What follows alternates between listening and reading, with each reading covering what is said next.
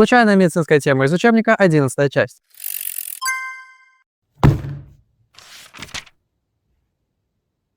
Его называют 100-дневный кашель, и с этим может столкнуться каждый. Не перелистывайте, чтобы услышать, как он звучит. Никогда не забудете. Сначала все нормально, потом могут быть симптомы ОРВИ, а через 2 недели начинается ад. Кашель может быть такой силы, что от напряжения лопаются сосуды в глазах, а иногда даже ломаются ребра. Самый яркий симптом — реприза. Послушайте, как это звучит.